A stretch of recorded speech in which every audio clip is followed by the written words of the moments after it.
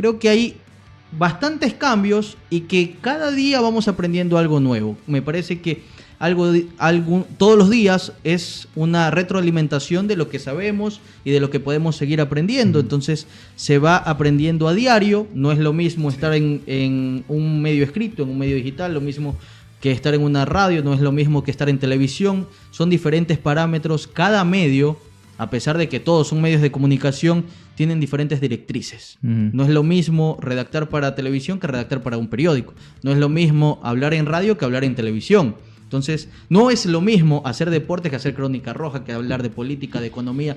Son diferentes cosas que el periodista creo que es el profesional más completo porque debe abarcar todo. Claro. Debe saber de todo. Y como dijo Michael, realmente uno va aprendiendo un poquito de todo para poder defenderse, ¿no? Me acuerdo hubo cuando había antes, ahora ya no explican, antes el policía daba una explicación graficada de un accidente de tránsito, por ejemplo. Decía, la camioneta quedó de forma lateral inversa, la camioneta circulaba de algunos términos y la persona quedó en cúbito ventral.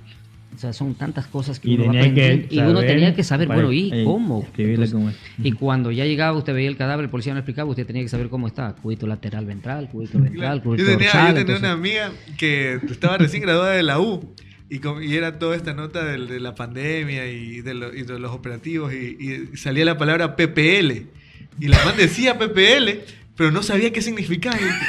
Y como después de 2 meses de que estaba trabajando en un medio digital, la man me dice, oye, ¿qué es PPL? Capaz que no le dijiste. ¿Sabe qué, Mau? Eso es un error de los comunicadores, ¿no? Las siglas. Repetir y decir las siglas sin saber lo que significa. Primero tienes que decir y luego las siglas. Exactamente. ¿No? Primero usted dice todo, personas privadas de libertad, y entre paréntesis, PPL. Ya, y si en el otro párrafo. En el siguiente párrafo usted puede poner ya simplemente las siglas. Primero se explica y de ahí ya para que la gente. O como cuando en los títulos ponen las siglas. Si tú no sabes, no vas a entenderlo. Claro. Sí. O sea, uno tiene que tener contexto ahí y por eso el periodista tiene que hay siglas que son larguísimas. Claro, yo vi un titular una vez, no voy a decir en qué medio, pero salió un titular grandote que decía: la UNE se reúne con la OEA. Se la une con la OEA. Hermano. Para los que no saben.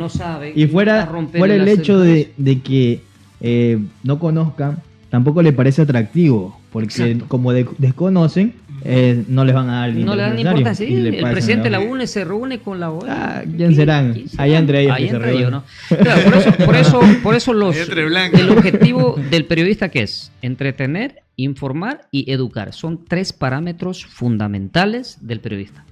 Educarlo sobre todo. Educar. O sea, usted tiene que educar a los que nos escuchan, educar a los que no leen y educar a los que nos ven. Por eso nosotros tenemos que ser muy completos y explicativos. Y si no sabemos, hoy en día pues tenemos esto. Antes, hasta ahora yo tengo en el periódico un mataburros que llamamos nosotros, ese libro que tiene como cerca de 3.000 páginas. Del diccionario, pues.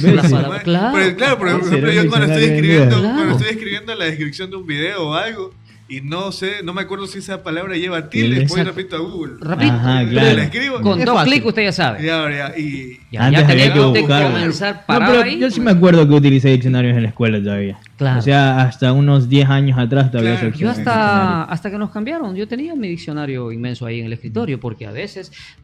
ahora hoy la RAE, la Real Academia de la Lengua Española, está modificando muchas palabras. Está modificando muchas palabras y no tanto aceptando, pero sí un poco asimilando, y lo dice, ¿no?, en argot popular y todo, ya para no quedarse fuera. Pero la RAE es muy estricta y hay que apegarse un poco a ella. Y ahora con el lenguaje inclusivo, maestro. Eso es otro problema, ¿no? Pero claro, ¿verdad? Yo considero que ahora lo vemos como problema. Pero en realidad vamos a en algún momento transiciones claro. Vamos adaptando. Exactamente. Así como y se necesita ya se te puede escapar un aiga, y ahí viene un punto un aiga